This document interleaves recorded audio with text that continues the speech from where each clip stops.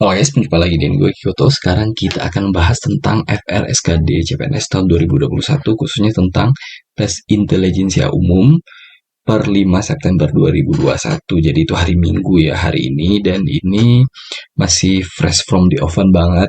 Dan ini mudah-mudahan bisa bantu kalian, bantu teman-teman yang sedang belajar dan berjuang, mudah-mudahan bisa lulus di SKD CPNS 2021 dan harapannya bisa lulus sampai tahap akhirnya ya. Dan langsung aja tanpa berpanjang-panjang, langsung aja kita mulai ke FR SKD CPNS-nya.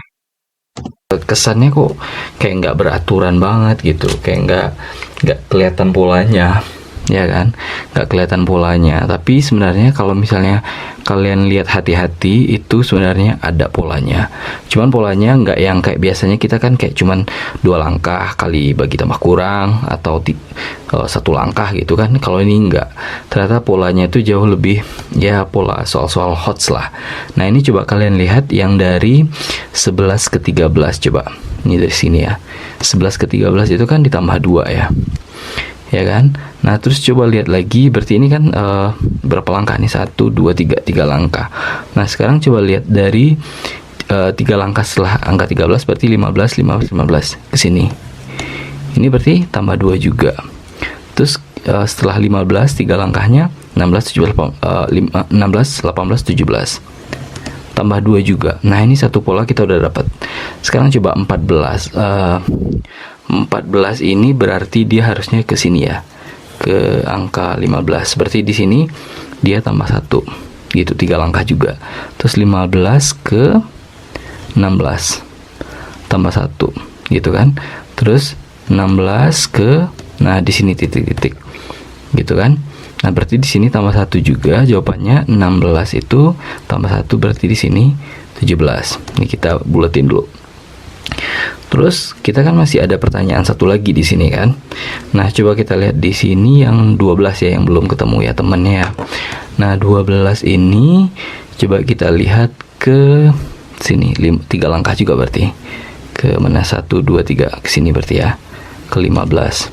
Berarti 12 ke 15 berarti dia tambah 3 gitu kan. Terus 15, 3 langkahnya 15, 16, 18 ke sini, berarti itu tambah 3 juga. Berarti otomatis benar ini juga ditambah 3 gitu. Jadi 18 tambah 3 dapatnya 21. Nah jadi jawabannya adalah 17 dan 21. Nah kalau tadi itu deret angka, sekarang ini deret huruf ya. Ini caranya hampir sama sebenarnya, walaupun dia terkesan kayaknya ribet gitu ya, ribet dan polanya nggak gampang ditemukan. Tapi kalau misalnya pelan-pelan itu biasanya akan lebih gampang kok. Jadi kita coba tulis dulu B, M, F, O, J, Q gitu kan. Nah sekarang coba kita lihat pelan-pelan. Ini kan kayak B ke M itu apa hubungannya gitu. Ini kan otomatis ini nggak bisa nih kalau 1 langkah. Coba 2 langkah. B ke F, berarti B ke F tuh B, C, D, E, F. Berarti ini tambah 4. Dicoba dulu. Terus berarti ke J ya. F, G, H, I, J. Berarti tambah 4 juga. Nah berarti J ke sini juga tambah 4. J, K, L, M, N. Sini N berarti ya. Terus yang kalau M berarti temannya ke O. Berarti M, NO, berarti ini tambah 2. Tuh O ke Q, O, P, Q tambah 2 juga. Berarti ini polanya udah benar. Berarti ke sini jawabannya ini berarti tambah 2 juga. Tambah 2 berarti Q, R, S gitu. Jadi jawabannya adalah N dan S. Nah ini soal silogisme ya. Ini kan katanya setiap ikan berkembang biak dengan telur. Kemudian semua jamur berkembang biak dengan spora. Ikan B makan jamur. Nah, di sini kan kelihatan bahwa antara kalimat pertama tentang ikan dengan tentang jamur itu kayak nggak ada kaitan sama sekali ya. Karena biasanya kalau kita ngomongin tentang silogisme itu kan biasanya ngomongnya ada kata penghubungnya gitu. Misal gini, setiap ikan berkembang biak dengan telur. Terus ada lanjutannya setiap telur bla bla bla. Nah itu kan kayak gampang ngaitin ya. Tapi di sini nggak ada. Satu-satunya yang mengkaitkan antara ikan dan jamur ini adalah bahwa si ikan B makan jamur. Nah dari sini kalian mungkin akan terjebak dengan jawaban C ini. kalian akan terjebak di sini. Kalian mungkin akan mikir jawabannya atau kesimpulannya adalah tidak dapat ditarik kesimpulan. Jawabannya salah kalau misalnya kalian langsung jawab E, karena ada jawaban yang lebih benar. Jawaban yang lebih benar itu adalah poin A. Poin A. Poin A ini kan katanya jamur yang dimakan ikan B mengandung spora. Masuk akal kan? Karena si ikan B ini kan makan jamur, ya kan? Dan jamur itu katanya semua jamur itu mengandung spora. Otomatis jamur yang dimakan ikan B mengandung spora. Yaitu jadi jawabannya A. Sementara jawaban yang B, C, dan E, B, C, D, dan E itu semuanya tidak bisa masuk ke dalam kategori logis. Kemudian kita coba ke soal selanjutnya. Nah, ini kan sebenarnya bisa kalian modelkan, bisa kita modelkan dengan kalau misalnya kalian ingat itu ada diagram Venn ya. Ini ya, kayak gini ya. Kita bikin diagram Venn dulu. Diagram Venn yang pertama ini tentang siswa yang suka belajar fisika. Kita tulis F. Ini ya F. Kan katanya semua siswa yang suka fisika juga matematika. Otomatis di sini juga matematika. Jadi seluruh ini itu pasti yang suka fisika dan matematika. Kemudian satu lagi katanya semua siswa yang suka kimia juga suka matematika. Ya kan? Terus di sini. Ya kan, ini kimia plus matematika. Karena mereka juga suka kedua mata pelajaran tersebut. Kemudian katanya sebagian siswa yang suka fisika juga suka kimia, berarti dia suka fisika juga, suka kimia juga. Nah, ini ketika kita gabungkan berarti dia ada irisan. Kayak gitu. Irisan gitu ya. Jadi fisika dan ini yang kimia. Ya kan? Nah, ini yang sebagiannya itu yang dia bilang di kalimat yang ketiga. Sebagian yang suka fisika juga suka kimia. Kalian jangan lupa bahwa setiap yang fisika itu suka matematika juga, dan setiap yang suka kimia juga suka matematika. Otomatis, jawaban yang paling logis atau simpulannya adalah yang mana? Jadi yang benar adalah E. Sebagian siswa yang suka fisika juga suka kimia dan matematika. Kayak gitu, karena setiap yang suka fisika suka matematika, yang suka kimia juga suka matematika juga. Jadi jawabannya adalah E. Sekarang tentang soal analitis ya, analitis tentang tim sepak bola gitu. Tim sepak bolanya ada 4, ada Juventus, Arsenal, Barcelona, dan Dortmund. Nah, keempat tim ini saling berhadapan. Jika menang memperoleh 3, seri 1, kalah 0. Juventus tidak pernah kalah, Arsenal selalu imbang. Terus Dortmund hanya memperoleh nilai 1, Barcelona hanya kalah 1 kali. Urutan klasemen berdasarkan nilai tersebut adalah yang mana? Jadi kita disuruh ngurutin mana yang nilainya paling tinggi sampai yang paling rendah ya. Nah, ini caranya kalian harus tahu dulu bahwa masing-masing tim ini dia akan ketemu semua. Berarti ketemunya masing-masing ketemu 3 kali ya. Contohnya kayak Juventus dia ketemu sama Arsenal sekali, Barcelona sekali, Dortmund sekali. Nah, yang lain juga kayak gitu. Sekarang coba kita teliti dulu. Kita bikin dulu Juventus, kemudian Barcelona. Kita pakai angka gitu aja, tulis huruf gitu aja lah ya, biar gampang.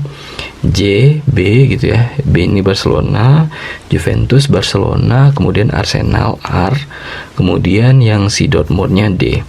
Gitu kan. Terus di sini menang, seri, kalah. Gitu ya. Nah, sekarang kita lihat. Ini kan masing-masing dia ketemu 3 kali kan. Terus dikatakan bahwa si Juventus itu tidak pernah kalah. Nah, kalau misal dia tidak pernah kalah, dia kan ketemunya 3 kali. Ya kan? Terus dibilangnya Arsenal selalu imbang. Nah, kalau misalnya Juventus tidak pernah kalah, artinya dia bukan selalu menang loh. Dia bisa menang, bisa juga seri gitu. Yang penting dia nggak pernah kalah. Nah, karena dibilang Arsenal selalu imbang, otomatis waktu dia ketemu dengan Juventus, si Arsenal sama Juventus ini nilainya sama gitu kan. Berarti si Arsenalnya imbang, si Juventusnya juga imbang gitu. Berarti otomatis Juventus itu serinya sekali, terus menangnya 2 kali. Kayak gitu kan, dia nggak mungkin kalah kan. Jadi katanya dia selalu tidak pernah kalah gitu. Jadi dia seri ataupun menang. Nah, kita lanjut ke ke Arsenal dulu. Nah, Arsenal kan katanya dia selalu imbang. Selalu imbang berarti dia dari 3 kali permainan, berarti dia selalu seri ya. Berarti dia 3 kali seri gitu. Sedangkan Dortmund hanya memperoleh nilai 1. Nah, berarti Dortmund dapat nilai 1 berarti dia seri ya. Seri berarti dia si Dortmund ini dapatnya 1 gitu kan. Terus dia kalahnya 2 kali. Nah, katanya kalau Barcelona hanya kalah 1 kali. Berarti kalau misalnya kalah 1 kali, berarti di sini ya kalahnya sekali.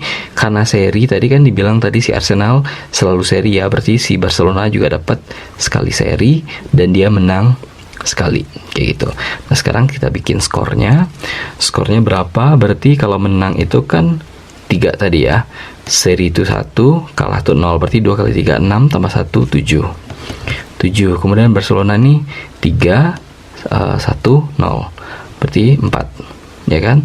Kemudian Arsenalnya 3 kali 1 3. Kemudian si Dortmundnya 1. Nah, di sini udah kelihatan kan, berarti yang paling nomor 1 itu si Juventus, nomor 2-nya Barcelona, nomor 3-nya Arsenal, dan nomor 4-nya Dortmund. Nah, ini figural ya. Figural ini juga yang masuk di FR kemarin. Dan ini soalnya adalah pertidaksamaan. Ini sama persis dengan kisi-kisi yang disampaikan oleh Kemenpan ya, bahwa ada komponen dalam TIU itu yaitu figural tentang ketidaksamaan. Nah, ketidaksamaan di sini kan kalian disuruh memilih di antara pilihan A sampai E ini mana sih gambar yang berbeda gitu. Nah, di sini kan sekilas kita lihat gambarnya sama ya. Sama-sama ada hitamnya, ada abu-abunya, ada garis-garis putih dan garis horizontal juga. Nah, cara paling gampang kalau misalnya kalian bingung nih, yang mana sih? Paling gampang itu adalah kalian fokuskan di satu titik aja. Kalian boleh pilih titik yang mana aja, tapi fokus di satu titik aja. Itu pasti akan memperlihatkan bahwa dia berbeda dari yang lain. Sekarang kalau gua milihnya yang titik abu-abu, karena yang abu-abu itu cuma 1 kan. Nah, kita lihat di sini. Yang abu-abu ini dia punya hitam di sini nempel sama dia. Gitu kan? Sini ya. Sini dia nempel sama dia yang abu-abu. Dia istilahnya nempelnya sejajar gitu. Ya kan, abu-abu sama hitamnya nempel sejajar, terus di bawah yang hitamnya putih. Sedangkan yang B coba kita lihat, yang abu-abu sini ya, sorry. Terus yang hitamnya dia menempelnya tegak lurus, bukan sejajar. Nah, ini kan jadi tanda tanya kan, beda kan dengan yang A. Nah, tapi nanti dulu kita belum tahu nih yang lainnya mirip yang mana, mirip A atau mirip B. Kita lihat yang C. Yang C itu kita lihat abu-abu di sini. Nah, kotak hitamnya juga menempel sejajar gitu. Berarti dia miripnya dengan A. Kemudian yang D, ini abu-abu ya. Abu-abu. Kemudian yang kotak hitamnya menempel sejajar juga, dia mirip juga dengan A. Kemudian yang E, kita lihat di sini abu-abu di sini. Ya kan? Kemudian yang kotak hitamnya juga menempel sejajar, dia juga mirip dengan A. Nah, otomatis yang berbeda yang mana? Yang berbeda adalah B. Nah, ini figural juga. Ini figural tentang jaring-jaring bangun ruang ya. Nah, ini sebenarnya kalian ditanyain dari jaring-jaring ini sebenarnya bangun ruang yang mana sih? Nah, ini sebenarnya paling susah itu memvisualisasikan. Dan yang paling susah memvisualisasikan itu biasanya yang wanita atau yang cewek gitu. Karena memang kemampuan visualisasi cewek itu rata-rata lebih lemah dibandingkan pria gitu. Nah, cara paling gampangnya, yang paling gampang itu kan kalau misalnya dari semua bangun ruang ini kalian udah tahu kan, dia punya segitiga berapa, punya persegi panjang berapa, punya perseginya berapa gitu kan. Ini kan kalau dibedah kayak gitu, kalian lihat aja di sini. Paling gampang tuh adalah yang mencolok itu adalah segitiga. Segitiganya ada 2. Ya kan, segitiganya ada 2.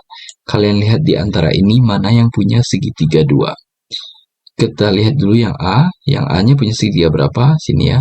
1, 2, terus di bawahnya 3, terus ininya 4. Berarti 4 nih enggak berarti. Yang A enggak. Yang B kita lihat di sini.